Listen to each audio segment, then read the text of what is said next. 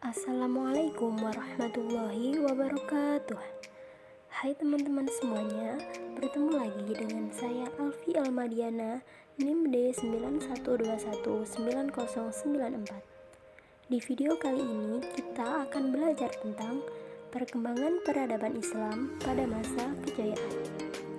Seperti halnya peradaban yang lain, Islam juga mengalami beberapa periode di dalam sejarah. Ada satu masa di mana Islam bisa menunjukkan eksistensinya di Eropa, bahkan di dunia. Masa tersebut disebut dengan masa kejayaan. Lantas, mengapa masa tersebut disebut dengan masa kejayaan? Mari kita simak video berikut ini. Masa kejayaan Islam terjadi sekitar tahun 750 sampai dengan 1258 Masehi.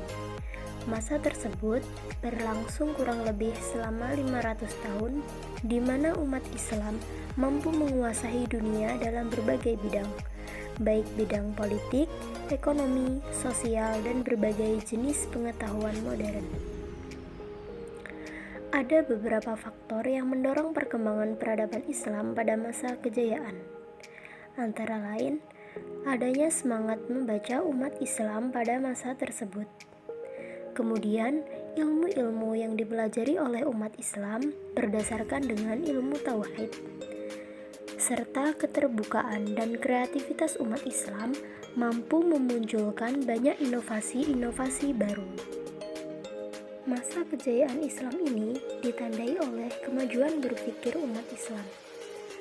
Para ilmuwan dan sejarawan membagi masa pemerintahan pada masa kejayaan Islam ini ke dalam 5 periode.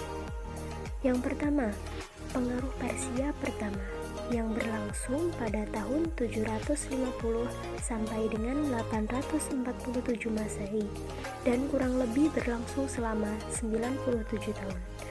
Kemudian, pengaruh Turki pertama yang berlangsung 98 tahun. Yang ketiga, pengaruh Persia kedua yang berlangsung selama 110 tahun. Selanjutnya, pengaruh Turki kedua yang berlangsung 139 tahun, dan yang terakhir, tanpa pengaruh dinasti lain yang berlangsung selama 64 tahun. Kondisi Islam pada masa kejayaan. Peradaban Islam adalah bagian dari kebudayaan Islam yang meliputi berbagai aspek seperti moral, kebudayaan, dan ilmu pengetahuan yang luas, serta bertujuan untuk memudahkan dan mensejahterakan hidup manusia di dunia dan di akhirat. Peradaban Islam telah dimulai sejak masa Rasulullah, Khulafaur Rasyidin, dan terus berkembang pada dinasti Umayyah dan dinasti Abbasiyah. Dinasti Islam yang pertama disebut dengan Daulah Umayyah. Namun, puncak kejayaan Islam berada pada Daulah Abbasiyah. Kebijakan Khalifah Daulah Abbasiyah berbeda dengan kebijakan Daulah Umayyah. Pada Khalifah Daulah Umayyah lebih menekankan pada perluasan wilayah, sedangkan para Khalifah Daulah Abbasiyah lebih memprioritaskan pada penekanan dan pembinaan peradaban dan kebudayaan Islam. Periodisasi kejayaan peradaban Islam. Periode penyebaran Islam dan peradabannya telah dimulai pada abad ke-6 Masehi. Periodisasi peradaban Islam secara umum terbagi atas 3 periode. Periode yang pertama yaitu periode klasik. Masa ini merupakan masa ekspansi, integrasi, dan juga keemasan Islam. Khalifah pada masa ini antara lain Abu Bakar As-Siddiq, Umar bin Khattab, Utsman bin Affan, kekuasaan Bani Umayyah, dan Bani Abbasiyah. Pada masa ini, bermunculan sastrawan-sastrawan Islam dengan berbagai karya-karyanya seperti mencetak uang untuk alat tukar yang berupa dinar dan dirham, serta dibangunnya rumah sakit, pendidikan dokter, dan juga farmasi. Periode selanjutnya yaitu periode pertengahan. Pada periode ini, Islam mengalami kemunduran karena satu demi satu kerajaan Islam jatuh ke tangan bangsa Mongol. Namun, peradaban ini kembali bangkit sekitar tahun 1500 sampai dengan 1800 Masehi dengan ditandai berdirinya 3 kerajaan besar yang menjadi tonggak berjayanya kebangkitan peradaban Islam. Ketiga kerajaan tersebut ialah Kerajaan Turki Utsmani, Kerajaan Safawi Persia, dan Kerajaan Mongol di India. Periode yang ketiga yaitu periode modern. Periode ini dikatakan sebagai periode kebangkitan Islam yang ditandai dengan berakhirnya ekspedisi Napoleon di Mesir.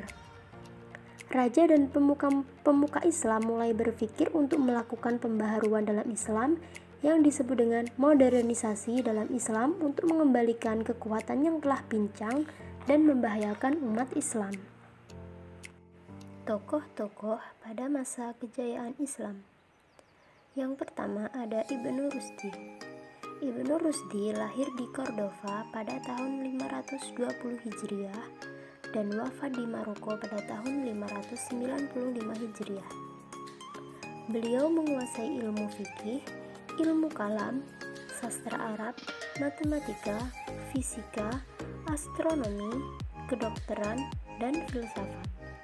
Selanjutnya ada Al-Ghazali. Al-Ghazali lahir di desa Ghazalah pada tahun 450 Hijriah dan wafat pada tahun 505 Hijriah. Adapun jasa-jasa beliau terhadap umat Islam antara lain adalah sebagai berikut.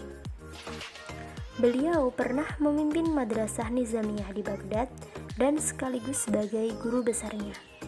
Beliau juga pernah mendirikan madrasah untuk para calon ahli fikih di Tus. Beliau juga menulis berbagai macam buku yang jumlahnya mencapai 288 buah tentang tasawuf, teologi, filsafat, logika, dan fikih. Selanjutnya ada Al-Kindi. Al-Kindi lahir di Kufah pada tahun 805 Masehi dan wafat di Baghdad pada tahun 873 Masehi. Al-Kindi termasuk cendekiawan muslim yang produktif. Beliau juga merupakan satu-satunya filosof Islam dari Arab. Sebab itulah beliau mendapat julukan Failasuf al-Arab. Tokoh berikutnya ada Al-Farabi. Al-Farabi lahir pada tahun 872 Masehi dan wafat pada tahun 950 Masehi. Al-Farabi merupakan keturunan Turki. Al-Farabi menekuni berbagai bidang ilmu pengetahuan seperti logika, musik, kemiliteran, metafisika, ilmu alam, teologi, dan astronomi. Yang terakhir ada Ibnu Sina. Ibnu Sina lahir di desa Bukhara dan wafat serta dimakamkan di Hamazan. Beliau belajar bahasa Arab, geometri, fisika, logika, ilmu hukum Islam, teologi Islam, dan ilmu kedokteran pada usia yang cukup muda, yaitu pada usia 17 tahun. Kontribusi Islam dalam perkembangan peradaban dunia. Kontribusi Islam antara lain sebagai berikut. Yang pertama adalah karya. Sepanjang abad ke-12, karya-karya kaum muslim dalam berbagai bidang telah diterjemahkan ke dalam bahasa Latin, khususnya dari Spanyol. Kontribusi selanjutnya ada eksperimental. Kaum muslim telah memberi sumbangan eksperimental mengenai metode dan teori sains ke dunia barat. Sistem notasi dan desimal Arab dalam waktu yang sama telah dikenalkan ke dunia barat. Yang ketiga yaitu ilmu pengetahuan baru. Para ilmuwan muslim telah menyumbangkan pengetahuan tentang rumah sakit, sanitasi, dan makanan kepada Eropa. Yang selanjutnya yaitu ada lembaga pendidikan. Lembaga-lembaga pendidikan Islam yang telah didirikan jauh sebelum Eropa bangkit dalam bentuk ratusan madrasah adalah pendahulu universitas yang ada di Eropa. Sarjana-sarjana Eropa belajar di berbagai lembaga pendidikan tinggi Islam dan mentransfer ilmu pengetahuan ke dunia barat.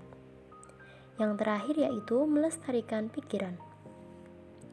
para ilmuwan Muslim berhasil melestarikan pikiran dan tradisi ilmiah Romawi Persia sewaktu Eropa dalam kegelapan. Sekian penjelasan yang dapat saya sampaikan.